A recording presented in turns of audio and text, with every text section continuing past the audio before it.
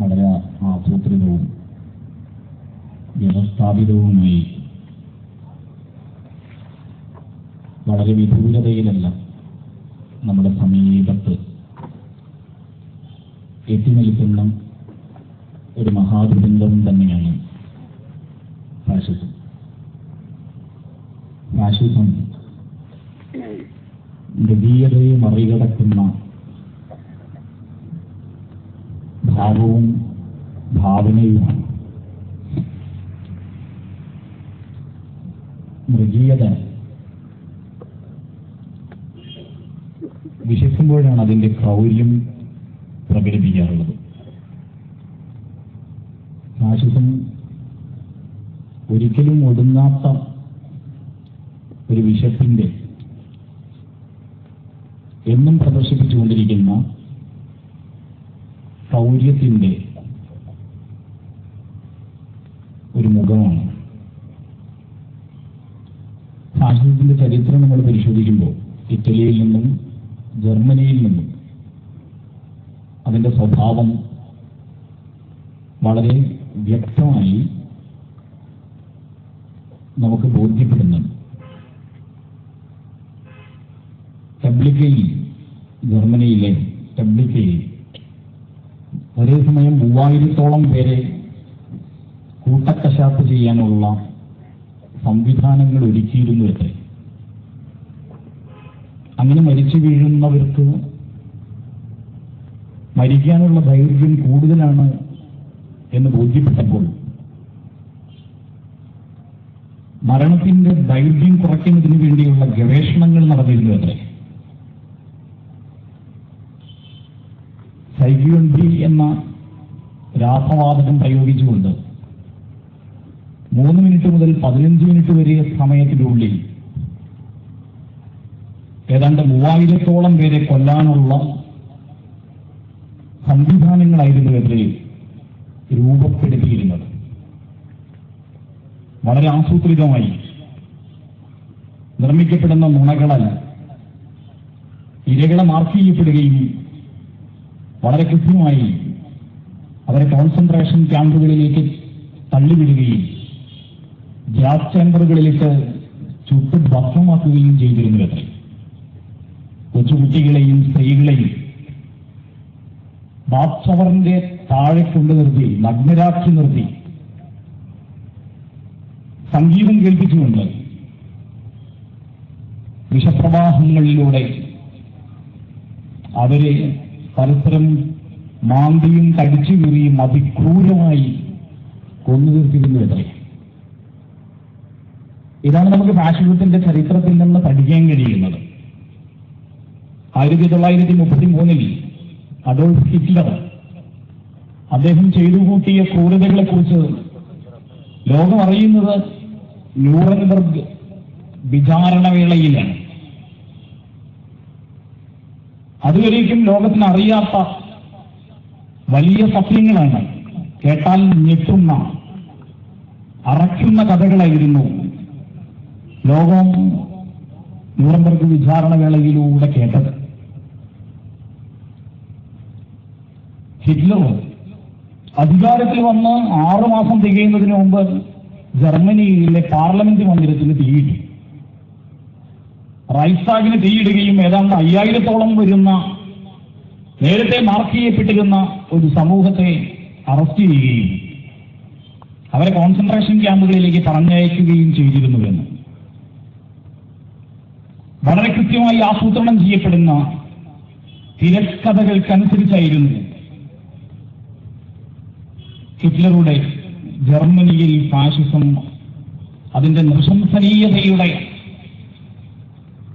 പ്രവർത്തനങ്ങൾ വളരെ കൃത്യതയോടുകൂടി ചെയ്തു തീർത്തിരുന്നത് എന്നാണ് നമുക്കിവിടെ നിന്നും വായിക്കാൻ കഴിയുന്നത്. ജർമ്മൻ ജനതയുടെ അവരുടെ ആവശ്യമായിരുന്നില്ല ഹിറ്റ്ലർ. ജർമ്മൻ ദേശീയതയെ ഉദ്ദീപിപ്പിച്ചുകൊണ്ട് ആര്യ വംശശുദ്ധിയെ മുന്നോട്ട് വെച്ചുകൊണ്ട് ഹിറ്റ്ലർ രൂപീകരിച്ചതായിരുന്നു ചരിത്രത്തിൽ നമ്മൾ വായിക്കുന്ന നാസിസം ഫാഷിസത്തിന്റെ ഒരു വകഭേദം. ഇറ്റലിയിലേക്ക് വരുമ്പോൾ നമ്മൾ മുസോളിനിയെ കാണുന്നു. ഫാഷിസ്റ്റ് എന്ന സംഘടന ലോകത്ത് രൂപം കൊടുത്തത് മുസോളിനിയാണ്. ജീർണിച്ച് ദുരിതം പേറിയിരുന്ന ഇറ്റലിയിൽ മുസോളിനി രൂപം കൊടുത്ത ബ്ലാക്ക് ഷർട്ട് എന്ന് പറയുന്ന കരിങ്കുപ്പായ സേന, ചുവന്ന കരടുള്ള ദണ്ടിന് മുകളിൽ മൂർച്ചയേറിയ ആയുധം, അതവരുടെ ട്രേഡ് മാർക്കായിരുന്നു. ഇവരുടെ നേതൃത്വത്തിൽ നടന്ന നീണ്ട കുരുതികളെ കുറിച്ചാണ് നമ്മുടെ ചരിത്രത്തിൽ നിന്ന് വായിക്കുന്ന മറ്റൊരു ഫാഷിസത്തിന്റെ ക്രൂരതകൾ. ഇവിടെ നിന്ന് തന്നെയാണ് ഇന്ത്യൻ ഫാഷിസം, സവർണ ഫാഷിസം അതിന്റെ ഊർജം സ്വീകരിക്കുന്നത് എന്ന് നമുക്ക് ചരിത്രത്തിൽ കാണാൻ കഴിയും.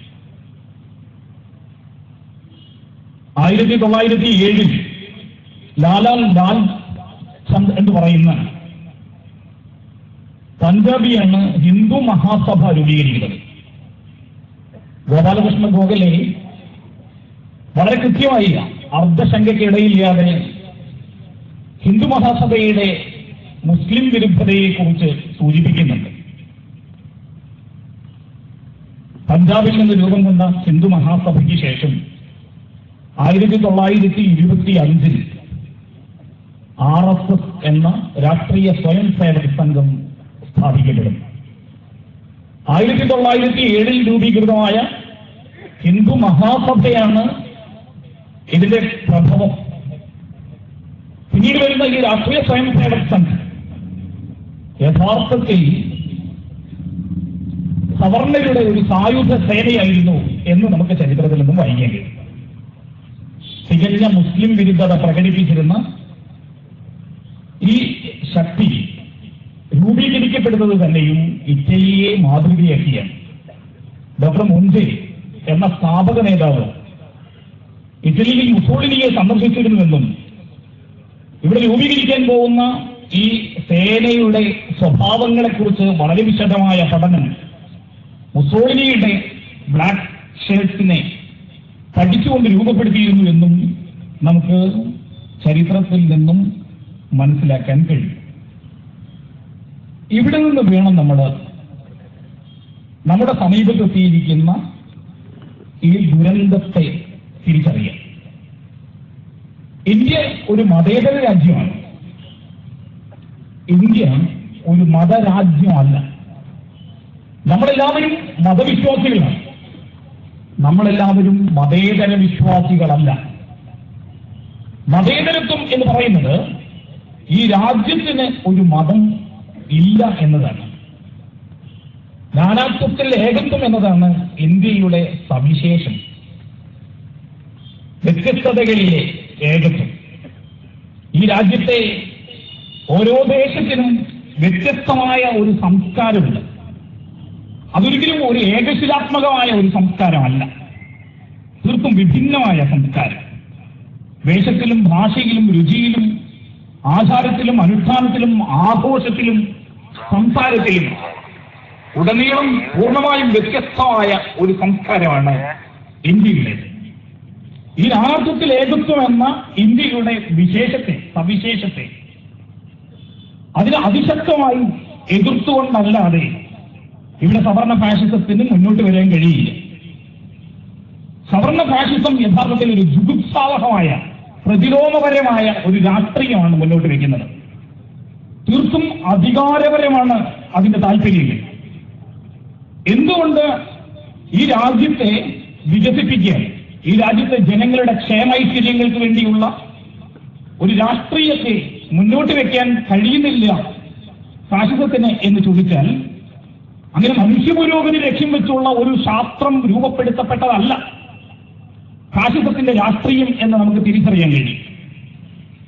അധികാരമാണ് അതിന്റെ താല്പര്യം. അതുകൊണ്ട് ഇന്ത്യയിലെ ജനതയെ വർഗീകരിച്ചുകൊണ്ട് നമുക്കിടയിൽ മതപരമായ വിഭാഗീയതകളെ ആവും വിധം ശക്തിപ്പെടുത്തിക്കൊണ്ട് വർഗീയ കലാപങ്ങളിലൂടെയാണ് അതിന് ശക്തി ആർജിക്കാൻ കഴിയുക. നുണപ്രചാരണങ്ങളിലൂടെ നമുക്കിടയിൽ നമ്മുടെ രാജ്യത്ത് നടന്നുപോയ ഒരുപാട് കലാപങ്ങൾ, ഈ വർഗീയ കലാപങ്ങളുടെ പിറകിലേക്ക് നമ്മൾ പരിശോധിച്ചാൽ തീർച്ചയായും അതിന്റെ പിറകിലുള്ള താല്പര്യങ്ങൾ അധികാരപരമായിരുന്നു, അത് മതപരമല്ല.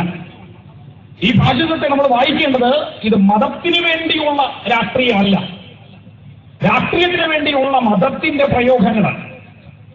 അത് എല്ലാ കാലത്തും ഉണ്ടായിട്ടുണ്ട്. അധികാരത്തിന് വേണ്ടി മതത്തെ പ്രയോഗിക്കപ്പെട്ടപ്പോഴാണ് നമുക്കിടയിൽ കലാപങ്ങൾ ഉണ്ടായത്, സംഘർഷങ്ങൾ ഉണ്ടായത്, കുഴപ്പങ്ങൾ ഉണ്ടായത്. ഇന്ത്യ രാജ്യത്തിന്റെ ചരിത്രം നമ്മളെടുത്ത് പരിശോധിക്കുമ്പോൾ നമ്മുടെ രാജ്യത്തിൽ എന്നു മുതലാണ് വർഗീയ കലാപങ്ങൾ ഉണ്ടായത് എന്ന് നമ്മൾ പഠിക്കേണ്ടതുണ്ട്. രാജ്യത്ത് പണ്ട് മുതലേ ഹിന്ദുക്കളുണ്ട്, മുസ്ലിങ്ങളുണ്ട്, ക്രിസ്ത്യാനികളുണ്ട്, വ്യത്യസ്ത ജാതി മതവിഭാഗങ്ങളുണ്ട്. ഹിന്ദു എന്ന് പറയുന്നത് ഒരു മതം തന്നെയും അല്ലെന്ന് നമ്മുടെ ശ്രീനാരായണ ഗുരുവിനെ പോലെയുള്ളവർ വളരെ വ്യക്തമായി അർദ്ധശങ്കയ്ക്കിടയില്ലാതെ പറഞ്ഞു വരുന്നുണ്ട്. നമുക്ക് എല്ലാവർക്കും അറിയുന്ന ഒരു പച്ച യാഥാർത്ഥ്യമാണത്. അങ്ങനെ ഒരു ഏകശിലാത്മകമായ ഒരു ഹിന്ദുത്വം ഇവിടെ അത് അത്ര പെട്ടെന്ന് സ്ഥാപിച്ചെടുക്കുക എന്ന് പറയുന്നത് പോലും സാധ്യമല്ല. എന്നാൽ ഇന്ത്യ രാജ്യത്തേക്ക് കടന്നു വന്ന വ്യത്യസ്ത മതവിഭാഗങ്ങളെ വളരെ സഹിഷ്ണുതയോടുകൂടി സ്വീകരിച്ചിരുന്ന ഒരു പാരമ്പര്യമാണ് ഇന്ത്യക്കുണ്ടായിരുന്നത് എന്നതൊരു യാഥാർത്ഥ്യമാണ്.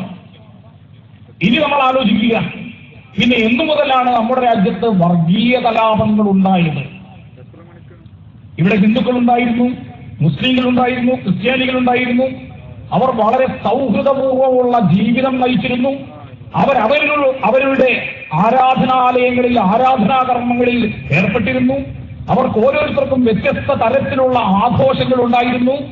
ആ മതത്തിന്റെ ആചാര അനുഷ്ഠാനങ്ങൾക്കനുസരിച്ച് ഒരേ സമയം അങ്ങനെ ജീവിക്കുകയും സൗഹൃദത്തിലൂടെ, കൊണ്ടുകൊടുക്കലുകളിലൂടെ, ഇടപഴകലുകളിലൂടെ ഈ പൊതുസ്ഥലികൾ മുഴുവനും ഉപയോഗപ്പെടുത്തപ്പെടുകയും ചെയ്തിരുന്നു എന്നത് ഇന്നലത്തെ ചരിത്രമല്ല, ഇന്നും നമ്മൾ തുടരുന്ന ചരിത്രമാണ്. അതാണ് നേരത്തെ അബൂബക്കർ മാഷ് നമ്മുടെ പ്രാദേശികമായ സൗഹൃദത്തിന്റെ അതിന്റെ ചരിത്രം ഉറവ പൊട്ടിയത് എവിടെ നിന്നാണെന്നും അത് ഏറ്റവും ഊഷ്മളമായി നമുക്കിടയിൽ എങ്ങനെയാണ് അത് ശക്തിയാർജിച്ചത് എന്നും അതിന്റെ അടയാളങ്ങൾ ഇന്നും നമ്മുടെ പരിസരങ്ങളിൽ ഇങ്ങനെ തിളങ്ങി നിൽക്കുന്നത് എന്നും അദ്ദേഹം അടിവരയിട്ട് നമ്മളെ ഓർമ്മിപ്പിച്ചത്. മതത്തിന് വേണ്ടിയുള്ള രാഷ്ട്രീയമല്ല, രാഷ്ട്രീയത്തിന് വേണ്ടിയുള്ള മതപ്രയോഗം.